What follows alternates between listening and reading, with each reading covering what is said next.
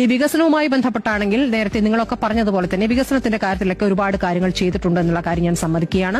ഈ 9 വർഷം എന്ന് പറയുമ്പോൾ ഒന്നാം പിണറായി സർക്കാരിന്റെ തുടർച്ചയായിട്ടുള്ള കാര്യങ്ങൾ കൂടി നടത്താൻ രണ്ടാം പിണറായി സർക്കാരിന് കഴിഞ്ഞിരിക്കുന്നു എന്നുള്ളത് ഒരു നേട്ടമായി തന്നെ കാണാം. സർക്കാരിനെ സംബന്ധിച്ച് ഈ ഇടത് സർക്കാർ ഈ NH റോഡ് സാധ്യമാക്കിയത് സർക്കാർ ഒരു വിഹിതം കൊടുത്തതുകൊണ്ടാണ്. 25% സർക്കാർ എടുക്കുന്നു എന്നുള്ളതാണ്.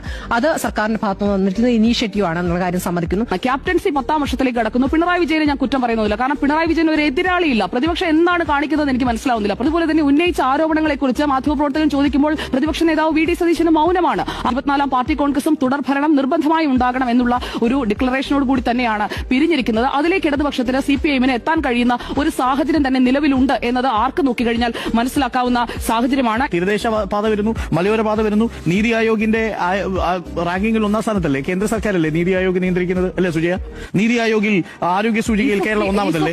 ഈസ് ഓഫ് ഡൂയിങ് 1ാമതല്ലേ? ആ കൊമേഴ്സ് മിനിസ്റ്റർ കൊടുത്തിരിക്കുന്നത് വ്യവസായ സൗഹൃദമായ നിലയിലേക്ക് സുസ്ഥിര വികസന സൂചികയിൽ കേന്ദ്ര സർക്കാർ കൊടുത്തിരിക്കുന്ന കണക്കല്ലേ? ദേശീയ E governance award Indian police foundation അല്ലേ? അഴിമതി വിരുദ്ധ സേവനത്തിനുള്ള പുരസ്കാരം പബ്ലിക് അഫയേഴ്സ് സെന്റർ പ്രസിദ്ധീകരിച്ച മികച്ച ഭരണം നടത്തുന്ന സ്ഥാപനത്തിന്റെ സൂചികയിൽ 1ാമതല്ലേ? കേന്ദ്ര വിദ്യാഭ്യാസ മന്ത്രാലയത്തിന്റെ മികവിന്റെ സൂചികയിൽ കേരളം 1ാമതല്ലേ? കൂടുതൽ സൗജന്യ ചികിത്സ നൽകിയതിന്റെ പട്ടികയിൽ കേന്ദ്ര സർക്കാരിന്റെ ആരോഗ്യ നമ്മൾ ഇവിടെയല്ലേ